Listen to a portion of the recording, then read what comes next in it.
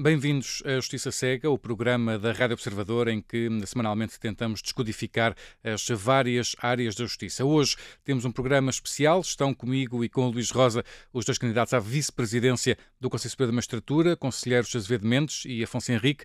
As eleições no órgão de gestão e disciplina dos juízes estão marcadas para dia 12 de abril e ao longo deste programa vamos ouvir os argumentos dos dois candidatos. Vamos começar o debate com o Dr. Afonso Henrique e vamos acabar com o Dr. Azevedo Mendes. A primeira pergunta é para o Dr. Afonso Henrique. Esta luta eleitoral é entre a continuidade, representada por si, e a mudança, representada pelo Dr. Azevedo Mendes? Claro que não. E é muito fácil de explicar. Normalmente esse epíteto vem do facto de eu ser juiz conselheiro, que é a função que eu tenho. Neste momento sou do quadro do Supremo Tribunal de Justiça, mas acumulo com as funções de chefe de gabinete do Conselho, chefe de gabinete do vice-presidente e dos membros do Conselho. Mas isso não significa continuidade. A continuidade é do órgão. O órgão do Estado é que continua. Basta ver como é que as listas se formaram. Se isso fosse verdade, também era verdade que o meu colega era o candidato do sindicato, da Associação Sindical dos Juízes. Eu não lhe faço esse epíteto, que é falso também. Acho é que houve, como aconteceu, uma iniciativa do conselheiro Azevedo Mendes, uma iniciativa minha, que até promovi a candidatura e fiz uma carta de candidatura antes da tomada de posse do conselheiro Azevedo Mendes, a explicar porque é que me candidatava. O que há é diferentes entendimentos sobre o próprio conteúdo do Poder Judicial, a independência do Poder Judicial, e realmente muitos juízes não se revêem no programa que o conselheiro Azevedo Mendes também subscreve, e com certeza, da parte do conselheiro Azevedo Mendes, dirá o mesmo. O interesse de haver duas candidaturas, isso acho que temos os dois a mesma opinião. É muito importante haver duas candidaturas para haver debate, para os colegas poderem esclarecidamente exercer o direito de voto. O que está aqui, a importância sim, é de serem eleitos os representantes dos juízes para um órgão compósito, como é o Conselho Superior da Magistratura, como sabem, tem representantes da Assembleia da República, do Presidente da República e dos juízes. Muito bem. Dr. Azevedo Mendes, é um debate entre a continuidade e a mudança? Bem, eu fico muito satisfeito que o meu colega diga que não é da continuidade. Significa que é da mudança. Mas eu até agora não lhe vi demarcação nenhuma, ao contrário de mim próprio, que na minha declaração de iniciativa eleitoral assumi essa perspectiva de mudança. Sim. Muito bem. Vamos falar de vários temas, começando primeiro por temas de caráter geral, da justiça, para conhecermos o pensamento geral dos candidatos, sobre os principais problemas da administração da justiça, e de seguida abordaremos propostas concretas dos candidatos para os problemas internos da magistratura judicial. Fala-se muito no espaço público da jurisdição penal e do combate à criminalidade económica ou financeira, e se a jurisdição penal tem um tempo médio de resolução de cerca de um ano, já os processos ligados ao crime económico costumam suplantar claramente os 10 anos. Seja a Operação Marquês, seja o caso do Universo Espírito Santo, são dois processos que vão ultrapassar largamente este tempo médio de 10 anos. A prescrição de muitos dos crimes destes dois processos, ou penas transitadas em julgado ao fim de 20 anos, podem colocar em causa a credibilidade da justiça e, por arrasto, a do sistema democrático. Dr. Afonso Henrique. A imagem da justiça, com certeza. Agora, é preciso saber também quais são as causas desses processos, dos processos mediáticos, e como nós sabemos tem muito a ver com o seu volume, com a sua complexidade e com as regras processuais que existem. Portanto, já estão detectadas, sabemos que a celeridade tem que passar por alterações processuais, tem que passar por agilizar a própria cooperação internacional. Estamos a falar, por exemplo, Mas que tipo de alterações processuais é que defendia? Dê-me um exemplo. Eu não é uma questão de defender, é no sentido de repensar o modelo e ver o que é que está, onde é que pode haver atrasos que são derivados das regras processuais, e nós sabemos que pode haver, ou que há, efetivamente. Nomeadamente o Presidente do Supremo também já se referiu a isso. O combate às manobras dilatórias. Por exemplo, não é? Como é bom de ver, isso deve ser evitado para se discutirem as questões efetivamente de fundo e poder haver um julgamento célere. Os próprios recursos, haver efeito suspensivo ou devolutivo em determinadas fases do processo. Restringir os efeitos suspensivos a uma determinada categoria de recursos. Nomeadamente quando efetivamente estão em causa direitos fundamentais e não propriamente questões processuais que, no fundo, não justificam esses atrasos. E a questão também da assessoria técnica. Esses processos mais complexos exigem, logo à partida, e já existe, mas não, pelo que eu ouço da Procuradoria-Geral da República, não em termos o núcleo da assessoria técnica da necessidade, é muito reduzido, mas a questão da assessoria técnica, por exemplo, para o juiz é absolutamente necessária. Nos julgamentos. Muito bem. Doutor Azevedo Mendes, o que pensa sobre este assunto? Eu diria que o problema da imagem da Justiça tem que ser repartida, ou seja, há o Ministério Público que investiga e acusa e os processos demoram muito tempo no inquérito, como se sabe, e aí nós não podemos interferir porque estamos no domínio da autonomia técnica e tática do Ministério Público. A autonomia tática é muito importante, como a das polícias, na matéria da investigação, e portanto aí quem nós manda não podemos no inquérito é o Ministério Público. Pronto. E portanto os tribunais avançam a seguir. Temos de facto em matéria do processo uma morosidade muito grande quando se requer instrução.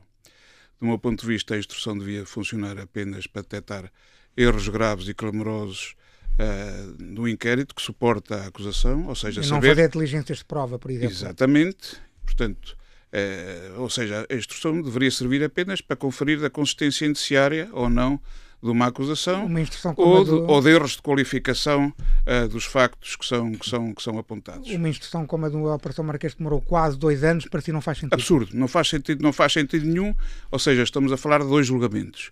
Às vezes demora mais a instrução num primeiro julgamento e depois, enfim, Mas acha que deve acabar com a instrução, por exemplo? Não é preciso acabar com a instrução. Neste momento o juiz de instrução já tem poderes, por exemplo, de indeferir sem recurso um rol de testemunhas que seja apresentado e, portanto, não estamos muito longe deste passo, ou seja, significa apenas eliminar a produção de prova contraditória no contraditório na instrução, ou seja, verificação mediante a argumentação de quem requeira a instrução sobre a consistência ou não da acusação. É isso que está em causa. E depois passamos ao julgamento. E noutras fases processuais, tipo o julgamento do recurso, defende alguma alteração? Temos outras fases que temos que atender. De facto, é muito importante na fase de julgamento uma boa assessoria, bons programas de tratamento de toda a informação. Estamos a falar de processos muito grandes e muito complexos, com muita informação. Não só a assessoria técnica é importante, mas programas informáticos de tratamento da informação e de síntese da informação seriam muito importantes para acelerar. O sistema de recurso de manobras dilatórias, com certeza, mas estamos a falar de detalhes. Ou seja, o que é preciso é introduzir seriedade e o que for a parte bagatelar processual, tirámos-la fora. Se houver incidentes manifestamente dilatórios ou dilatórios, esses devem ser apreciados no apenso, retirados no processo, apreciados à parte, e o processo deve seguir. Sem efeito suspensivo? Eventualmente. Agora, devo dizer que a partir de certa altura começamos a falar em garantismo e excesso de garantismo. É preciso ter muito cuidado e as garantias dos arguidos, as garantias da defesa, devem ser, apesar de tudo, observadas. Não podemos queimar direitos, não podemos queimar etapas. Isso é, a meu ver, muito importante deixar nota. Houve uma reforma penal cirúrgica feita pela ministra Paula Teixeira da Cruz. A matéria, de facto, passou a ser encerrada com a decisão do Tribunal da Relação.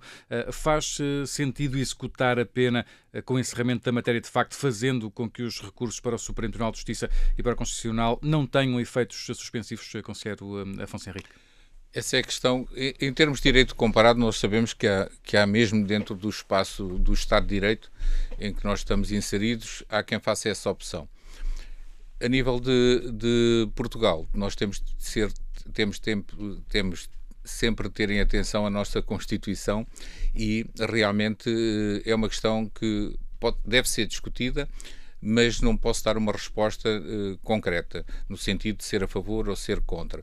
Pode levar o princípio da presunção de inocência. Exatamente. A questão que se supõe é exatamente de o processo ser dirigido pós-julgamento e a decisão ter a celeridade necessária para ser útil em termos de opinião pública, haver realmente uma reação, seja no sentido da absolvição, seja no sentido da condenação, que o cidadão compreenda.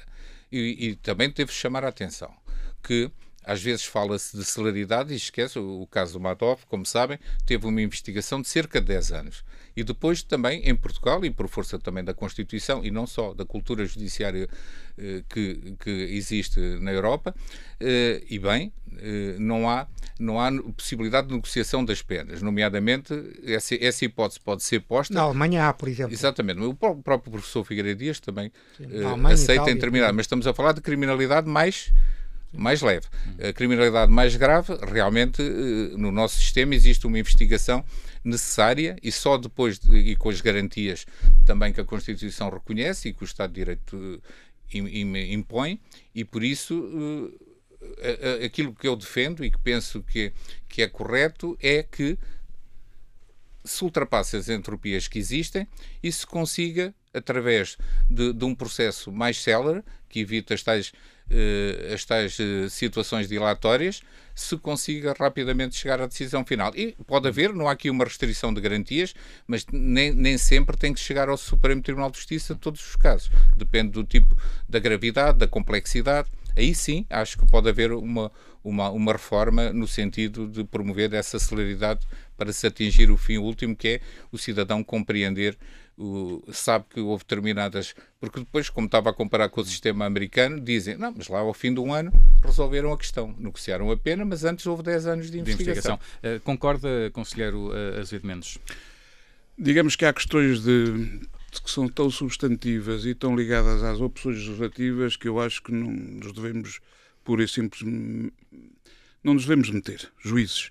Há questões que nos devemos pronunciar no que toca à simplificação do processo com vista a atingir determinados objetivos de eficiência, eficácia e celeridade, mas as questões entre a opção por um princípio de legalidade estrita ou um princípio de consensualismo, nomeadamente na negociação das penas, isso são questões que têm que ficar... É uma opção política. É uma opção política. Ou seja, há uma margem que nós, juízes, não devemos seguramente ultrapassar.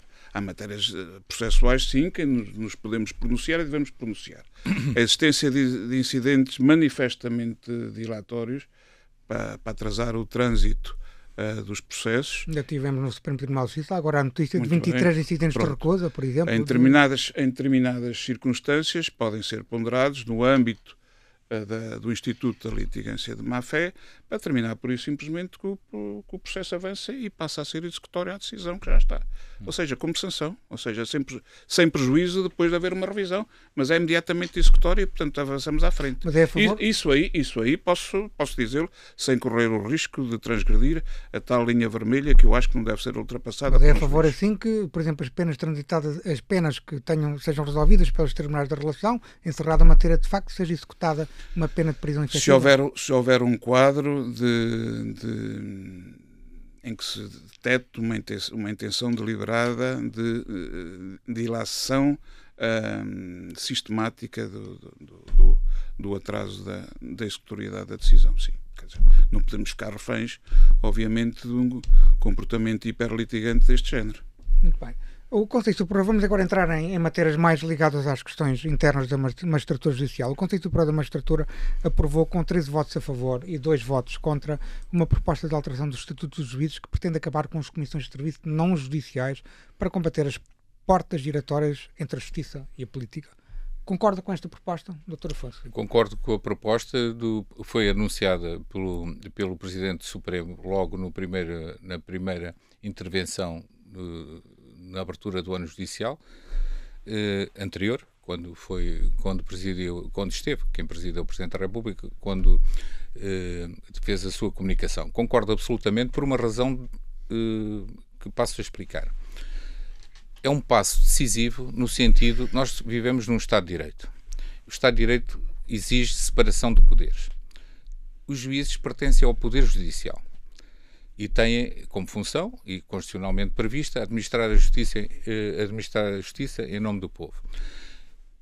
Não se põe em causa as pessoas que transitam do Poder Judicial, por exemplo, para a área do Poder Administrativo ou político ou administrativo. Mas é uma outra opção. A opção que fizemos quando fizemos o juramento e quando fomos investidos nas vestes de juiz foi de exercer a justiça em nome do povo. Mas deixa-me lhe dar um exemplo concreto. Por exemplo, o lugar de Diretor Nacional da Polícia Judiciária, ou o lugar de Diretor-Geral de uma Direção-Geral do Ministério da Administração Interna, por exemplo, são comissões judiciais ou não judiciais? Para mim são comissões não judiciais.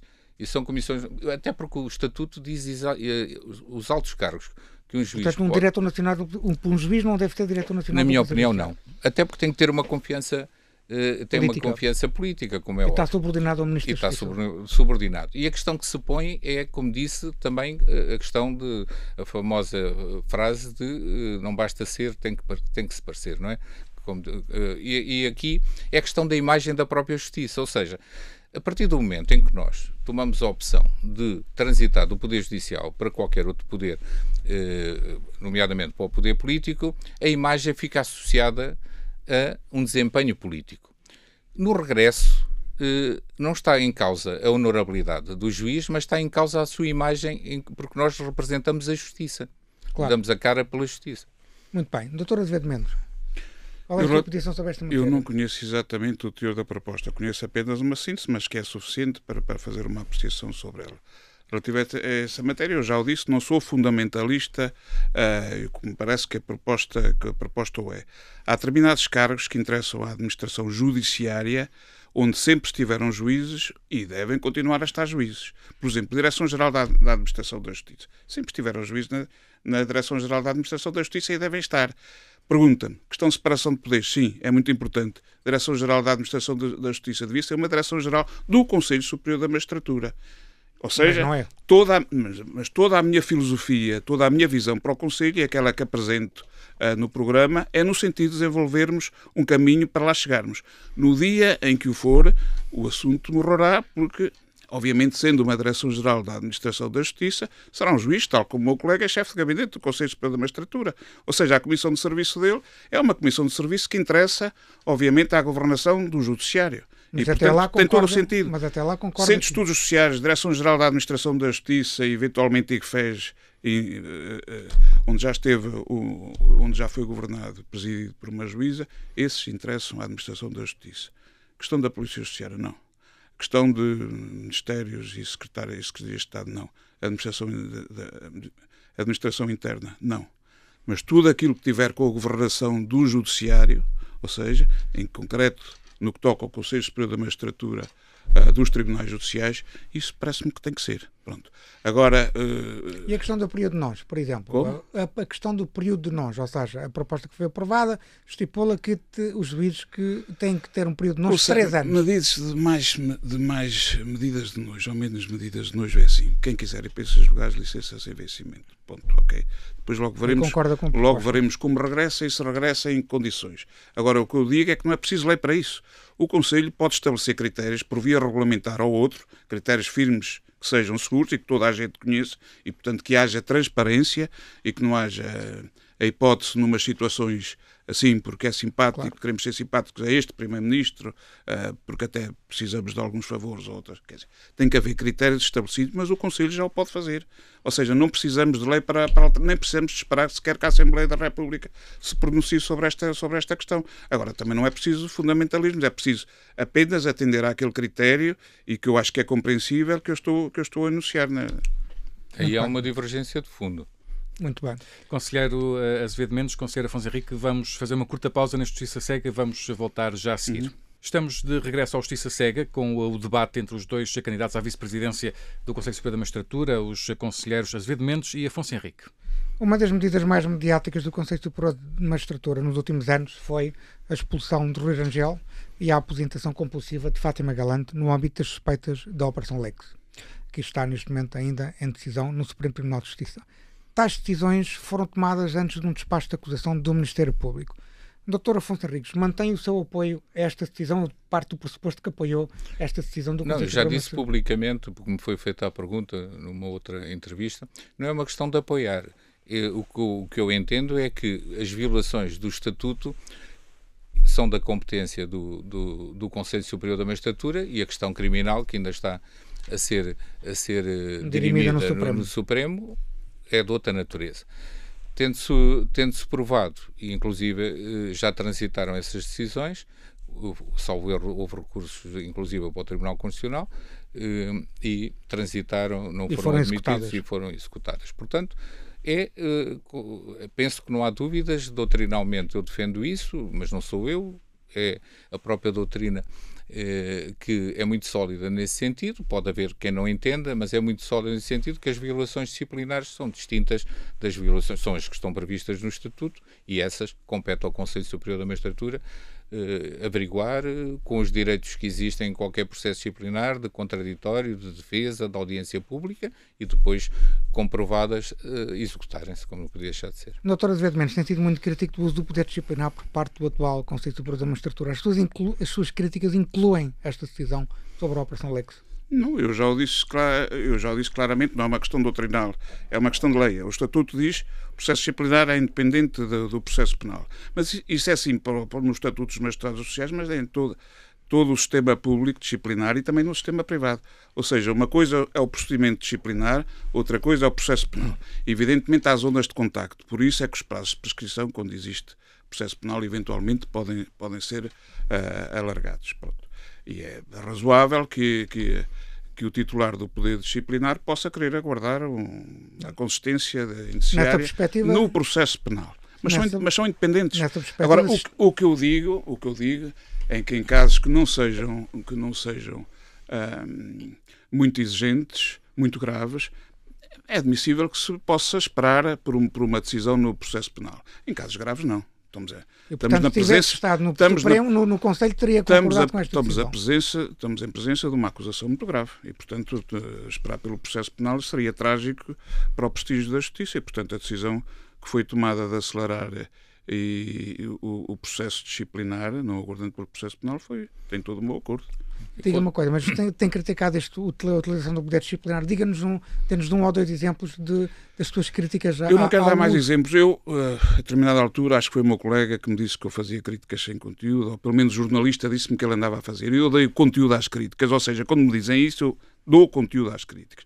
Mas compreenda que o faço no limite, ou seja, eu já o sabia, porque basta ir à jurisprudência publicada pela secção do contencioso do Supremo Tribunal de Justiça para termos acesso a um conjunto de processos disciplinares, mas agora em campanha, correndo de alto a baixo o país, eu tenho notícia de muito mais casos do que aqueles que eu sequer poderia supor. O que é que eu digo? Isto é uma questão de fundo, ok? Há um uso excessivo de... Não, nós herdamos uma filosofia de Conselho Superior da Magistratura que já vem antes do 25 de Abril, do Estatuto Judiciário, dos Conselhos Judiciários de primeira geração, não só os nossos, mas todos os outros, que eram basicamente órgãos de vigilância do corpo judiciário, órgão disciplinar. O Estatuto Judiciário explicava isso muito bem, ou seja, a disciplina é não só o procedimento por infração disciplinar, acatamento dos deveres, mas também a questão da avaliação, formação do modelo de juiz necessário para um sistema de justiça, depois dá origem às notações, à progressão da carreira.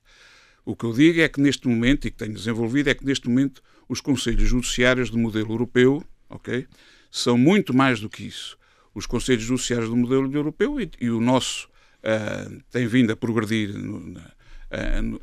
na medida em que a governação do judiciário tem apontado para um caminho que leva ao crescer de competências na governação e, portanto, na matéria da intendência e, portanto, é preciso dar menos atenção às bagatelas disciplinares que às vezes fazem perder o norte e a mão e inquietam os juízes desnecessariamente e começar a dar atenção às outras questões que são mais importantes. Ou seja, é uma mudança de paradigma aquilo que eu defendo. Queria porque realmente aqui estamos completamente em desacordo. O Conselho Superior da Magistratura é fruto do próprio 25 de Abril. Porque o exemplo que o colega começa por dar parece que vem do antes de 25 de Abril. Nós estamos a candidatar a um cargo no Conselho Superior da Magistratura de um órgão democrático, de um Estado de Direito, que está previsto na Constituição 76, sobre a qual o meu colega passou por cima sem fazer essa referência, o que dá a entender que estamos perante um órgão perigosíssimo que persegue os juízes. O próprio colega já esteve no Conselho Superior da Magistratura e ele sabe que não é assim. Ele foi membro do Conselho, foi vogal. Eu fui e sei que é assim. Não, é muito grave dizer isso, acho eu, porque o Conselho não corresponde a isso. Podemos discutir casos concretos e por isso é que estão no Supremo. O colega diz que teve a ver casos que estão no contencioso. Se estão no contencioso, é esses que nós analisamos. Agora, a filosofia do Conselho não pode ser essa. Nem deste Conselho, nem dos anteriores. Não, eu acho que isso é apenas por motivos eleitorais. É o colega que quer dar a entender que vai, como se costuma, criar um novo Conselho. Não, o Conselho é um órgão compósito, como disse, é um órgão democrático que está previsto na Constituição e que se tem que reger por regras democráticas. Isso é uma ofensa até a quem está no Conselho, este ou os outros que antecederam. Deixa-me fazer uma pergunta e posso pode responder à vontade, mas deixa-me só fazer uma pergunta. Por exemplo, o Conselho abriu 2 processos disciplinares do Dr. Ivo Roda. Acha que fazem sentido esses 2 processos disciplinares? Os processos disciplinares estão pendentes e eu, portanto, obviamente, não me vou pronunciar sobre esses processos. Não me vou pronunciar acerca desses processos. Relativamente a esta questão, eu quero lembrar que no nosso sistema a designação Poder Judicial não está no léxico normativo, nem está no nosso vocabulário. Ok? Pronto. Porque a Constituição de 1822 acrescentou o Poder Judicial. Foi a ruptura com o antigo regime. A Constituição Republicana falou em Poder Judicial. A Constituição de 1933 acabou com o Poder Judicial. E a Constituição de 76 manteve a filosofia da Constituição de 1933. O que eu quero dizer é que naquela altura houve um movimento consensual na sociedade, PREC, que juntou todas as forças políticas, incluindo a esquerda, no sentido de manter o mesmo órgão para fiscalizar a aplicação de um direito diferente. Pronto. E essa sobrevivência toda dá-nos hoje aquilo que era antigamente. Passou para a primeira lei orgânica do Conselho Superior da Magistratura a definição órgão de gestão e disciplina, passou para a Constituição e passou para o MJ e continua até hoje. No grupo de trabalho de revisão do Estatuto foi proposto que o Conselho Superior da Magistratura é o órgão superior de governação do governo do Poder Judicial nos tribunais judiciais. Isso, até certo modo, pareceu que era mais ou menos... é aquilo que defende, ao fim e ao cabo. Era mais ou menos fácil. A partir do momento em que se viram as palavras Poder Judicial, que não tem tradição no nosso léxico normativo, volto a dizer, não encontra Poder Judicial nas nossas normas. O Poder Judicial não encontra. É um princípio estruturante do Estado de Direito. Com certeza, mas na Constituição de 1822, nas Cartas Constitucionais do século XIX e na Constituição Republicana estava lá Poder Judicial. Ninguém tem dúvidas. Ao lado, ok, a Constituição franquista ainda era muito mais retrógrada do que a nossa Constituição de 1933. Mas hoje temos Poder Judicial na Constituição Espanhola, estamos a falar da Irmandade Ibérica, que normalmente comunga dos mesmos princípios ideológicos.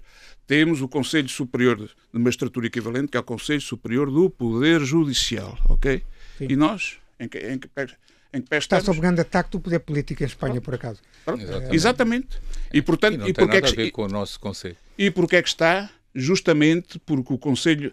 em Espanha existe uma governação de um outro patamar, de uma outra filosofia. E, portanto, o Poder Judicial é atacado de uma outra forma. Nós aqui somos conformados, coitadinhos. E, portanto, somos arcaicos e, portanto, não incomodamos. No dia em que o Conselho começar a incomodar, vai incomodar mais o poder político? Com certeza, sabe isso perfeitamente. Aliás, tem escrito sobre isso. Temos aqui então duas visões sobre o Conselho Superior da Magistratura. A fonte da Constituição 76 não é propriamente a Constituição de 33. Neste caso é, e claramente eu posso mostrá-lo. Há uma ruptura completa, como o colega sabe, e estamos efetivamente num Estado de Direito. E mais, o nosso modelo de Conselho Superior da Magistratura, e o colega também sabe isso, nas mais recentes democracias europeias, é um modelo tido, temos anualmente e ao longo de anos, não foi agora, de ser visitados por juízes de outros países que acham que o nosso modelo, talvez porque é mais recente, porque 76 é muito recente na história, é paradigmático no sentido de garantir a independência do poder. Essa é a nossa hipocrisia profunda, ou seja, nós vendemos mercadoria soft law, quer para os palopes, quer para os países do leste, nos programas de consolidação do Estado de Direito, que são completamente diferentes daquilo que nós praticamos. A diferença entre mim e o meu colega é que ele é o passado e eu sou o futuro. É só essa a diferença. Mas eu acompanho a frase, não o conteúdo. Ele está a falar no passado antes do 25 de Abril. Deve ser isso. Mas se falarmos outra vez de conteúdo, eu posso dar expressão e dar conteúdo. Eu acho que o colega está completamente equivocado e está-se a candidatar a um órgão que não é bem o que ele que ele acha que... Não, que e ganhando tem vai haver transformações, não tenho dúvidas. Nem tem poderes para isso, felizmente. Só a Constituinte é que tem poderes para alterar a própria orgânica do Não Conselho. tenho dúvidas que vai haver mudanças. Já percebemos que há aqui uma forma diferente de olhar para o Conselho. Uma das grandes críticas feitas pelos juízes, nomeadamente nos primeiros instância, prende-se com o suplemento salarial que não foi atualizado. Começaria pelo Dr. Afonso Henrique. Este suplemento devia ser atualizado ou não? Sim, devia ser atualizado. E eu explico porquê. Isto foi tomado como uma bandeira que dividiria as duas candidaturas, mas não divide.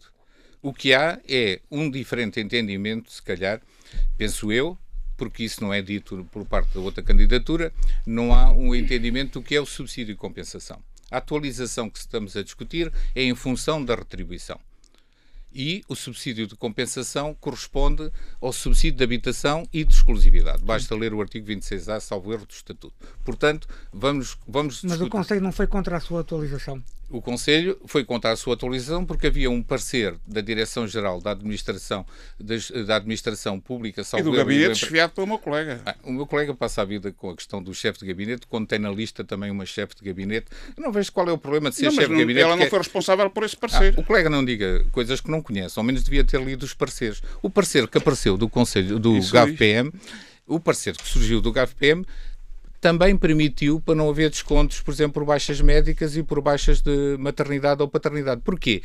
Porque se entendeu, e acho que está corretíssimo, que não era possível fazer descontos no subsídio de compensação porque ele não era retribuição. Ora, agora, o que é que aconteceu? Mas a questão não é do GAV-PM, a questão é o colega está contra e tem todo o direito, é uma deliberação do Conselho Superior da Magistratura. Não me digam que é o GAV-PM que impõe uma unanimidade num plenário que é o órgão máximo do Conselho. O colega chega a dizer que se for... Já agora o que está a querer dizer é o Gabinete de Apoio aos membros do Conselho, sim, certo? Sim, o GAV-PM, o Gabinete de Apoio, que é para as pessoas... Ao vice-presidente e aos membros do Conselho. Ao vice-presidente e aos membros do Conselho. Diz ao vice-presidente para tentar-me colar ao vice-presidente, como a outra chefe de gabinete era chefe de gabinete. Eu fico feliz por esta demarcação toda em relação ao vice-presidente. É engraçado, mas esquece que a chefe de gabinete era do conselheiro Mário Morgado. Não é por aí. Vamos discutir efetivamente as questões. O subsídio de compensação, como tem esta natureza, o que é que aqui a posição desta lista refere? A atualização tem que ser sem prejuízo de não perdermos o direito a discutir o próprio subsídio de habitação. E como eu estava a falar daquela direção-geral, o que eu penso, e essa questão, o que é que aconteceu? Neste momento, e para terminar, o que é que aconteceu? A associação, num direito que tem, impugnou. A questão neste momento está jurisdicionalizada, tem que ser o Supremo a decidir. Conselheiro Azevedo Mendes, em 30 segundos, o que é que pensa também sobre esta questão? Quer dizer, o que penso sobre esta questão é o que fiz. Ou seja, eu, enquanto Presidente do Tribunal da Relação de Coimbra, que gosta de pagar as suas contas, terminei a atualização tal como está prevista no Estatuto, sem margem para dúvidas. Foi a interpretação que foi dada pelas duas partes em negociações, o Ministério da Justiça e a Associação Sindical. A interpretação é essa e, portanto, filo. Ok?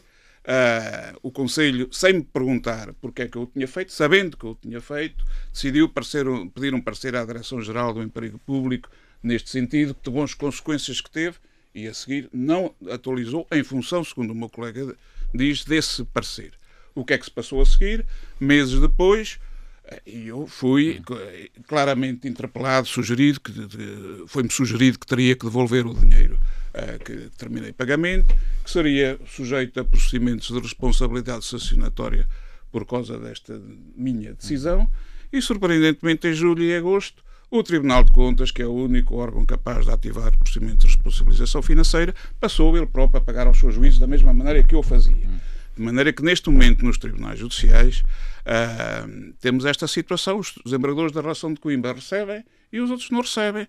Ou seja, eu assumo no meu programa reverter esta decisão e retirando aos tribunais, não posso controlar o tempo dos tribunais, o incómodo de decidirem, porque são juízes a decidirem em causa própria. Ou seja, já houve pedidos de escusas nestes processos por causa da incomodidade que isto causa. E quando a mim parece-me claro, e sobretudo porque da parte do Ministério da Justiça os negociadores dizem que a interpretação é esta. Sobre essa questão gostava de dizer o seguinte... Muito rapidamente. Com certeza. Deixe-me só para até que nós temos aqui, estamos a aproximar aqui do final e queríamos dar tempo ainda para falar do último tema e pedia-lhe, Dr. Afonso, que fosse mais curto, porque o Dr. Azevedo Mendes falou falou um pouco menos em termos de tempo geral do debate. Bem, nós na última pergunta vamos escolher um tema do programa de cada candidato e acaba por ter o mesmo tema, que é a questão do Governo da Justiça, nomeadamente o Governo do Conselho Superior da Magistratura. O Dr. Afonso Henrique defende um novo modelo de composição do Conselho Superior da Magistratura. Os juízes devem ter a maioria? Neste momento, a Constituição, e como sabe, houve uma revisão nessa matéria, mas continuo a entender que devíamos ter maioria no Conselho Superior da Magistratura, por uma razão muito simples, que neste momento não existe, porque não há nenhuma questão, digamos, de regime nessa matéria, relativamente aos membros não juízes que estão no Conselho Superior da Magistratura. Pelo contrário, o que acontece é em abstrato. Se não houver uma maioria, e é isso que recomenda o Conselho da Europa, e não é por acaso, podemos ter situações como acontecem na Polónia e na Hungria, ou seja, haver a tentação do poder político, que for eventualmente uma alteração no Parlamento, um entendimento diferente da separação de poderes e haver, por exemplo, processos disciplinares por razões políticas e afastamento de juízes. Portanto, nós defendemos na medida em que defende o Conselho da Europa, ou seja, a paridade neste momento existe e não há problemas concretos. Mas vou-lhe dizer também o seguinte sobre essa matéria, que é muito importante.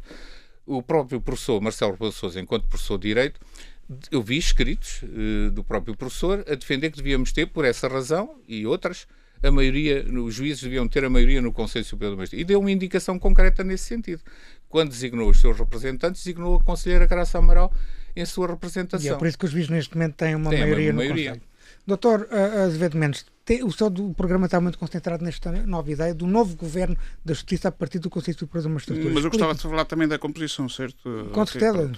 Ou seja, a questão de facto da composição do Conselho Superior da Magistratura não é neste momento uma questão ociosa.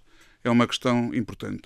Nós estamos neste momento no radar do Conselho da Europa, dos organismos importantes, como a Comissão de Veneza ou o GRECO, concretamente, que todos os anos faz relatórios de avaliação e que insiste, os Conselhos Judiciários têm que ter pelo menos metade dos juízes eleitos pelos seus pares. Ou seja, não basta a indicação de uma juíza pelo Presidente da República para termos uma composição mais equilibrada do ponto de vista do standard internacional. São metade dos juízes eleitos pelos seus pares. Okay? Estamos a falar de organismos tão importantes do Conselho da Europa que estabelecem o caderno de encargos para, como contrapartida para o financiamento externo que temos tido. Ou seja, Troika e PRR. Ou seja, temos melhorias no nosso Estado de Direito porque o caderno de encargos é estabelecido. Nós estamos no radar internacional por causa do incumprimento nesta matéria. Estranho muito que no momento em que há um processo de revisão constitucional aberto não se coloque esta questão. Se formos ver os vários projetos... Não há nenhum partido que esteja a defender isso. Não há. Se for ver, estranhamente, vai ver quais são. Se for ver os vários projetos, todos eles têm, por exemplo... Quais são já agora? Por exemplo, o Chega e o PCP têm projetos relativamente a isso. O Bloco de Esquerda também tem uma pequena proposta de alteração ao artigo no que toca ao Conselho Superior da Magistratura, que tem a ver, por exemplo, com uma recomendação do GRECO. Publicação integral de todas as decisões disciplinares do Conselho Superior da Magistratura. E, portanto, não, mas é que todas estas propostas têm a ver com a avaliação do GRECO. Ou seja, a importância disso tudo. Os dois principais partidos não se pronunciam contra isto, mas evidentemente são eles os primeiros beneficiários do financiamento externo e os primeiros obrigados ao cumprimento de um caderno de encargos. E isso é que não estamos a ver. E, portanto, estranho muito no processo de revisão constitucional as propostas que estejam, que são de partidos que não têm a possibilidade de aprovar uma revisão constitucional. Exatamente. O faço e os outros não o faço. E não vemos o envolvimento da sociedade no sentido de intervir neste sentido. Agora, também lhe vou dizer uma coisa. Isto é tão importante quando a alteração ao Estatuto dos Magistrados Judiciais, na alteração nos grupos de trabalho que estiveram presentes, tinham estas recomendações tão presentes e era uma preocupação tão sólida no Ministério que neste momento o Conselho Permanente do Conselho Superior da Magistratura, que funciona em 3 secções, todas essas secções já têm maioria de juízes, porque havia a preocupação dentro do Governo, dentro do Ministério, de ajustar isto às recomendações internacionais. E, portanto, não é uma discussão ociosa. Neste momento é uma discussão importante e que tem que ser colocada em revisão constitucional em primeiro lugar. Com certeza. Mas a sua visão para o Conselho Superior da Magistratura passa muito por ser um órgão que tenha mais poder, nomeadamente. Sim. Como é que vai conseguir convencer o poder político a lhe dar as condições orçamentais e mais poder? Primeiro ponto, ambiente digital. O ambiente digital conforma hoje o processo de produção na atividade jurisdicional de uma forma intensa. Lei de Tratamento de Dados referente ao sistema judicial. Foi vetada pelo Presidente da República na sequência de um acordo, um protocolo, de uma apresentação que foi apresentada em conjunto pelo Conselho Superior da Magistratura, pelo Conselho Superior dos Tribunais Administrativos Fiscais e pela Procuradoria-Geral da República. E dizia isso mesmo. Toda a plataforma digital de apoio à tramitação processual dos processos tem que estar parqueada no Conselho Superior da Magistratura, no Conselho Superior dos Tribunais Administrativos e Fiscais, e na medida em que ela seja conexa com a atividade do Ministério Público, a conexão tem que ser controlada pela PGR. E, portanto, a questão vai-se colocar. No momento em que ela se colocar, toda a arquitetura, desenvolvimento, planeamento e segurança, que é muito importante do sistema informático, tem que ter a atuação do Governo do Poder Judicial, que é o Conselho Superior da Magistratura. E tem que ter mais orçamento. E tem que ter mais orçamento e que tem que ter muita atenção às condições de trabalho dos juízes nos tribunais, e isso tem a ver com a superintendência das questões dos equipamentos, edifícios, e também, obviamente, dos equipamentos informáticos e todas as condições de trabalho que tem que existir. Conselheiro Azevedo Mendes, Conselheiro Afonso Henrique, muito obrigado por terem vindo à Justiça Cega. As eleições para o Conselho Superior da Magistratura realizam-se no próximo dia 12 de abril. Muito obrigado aos dois.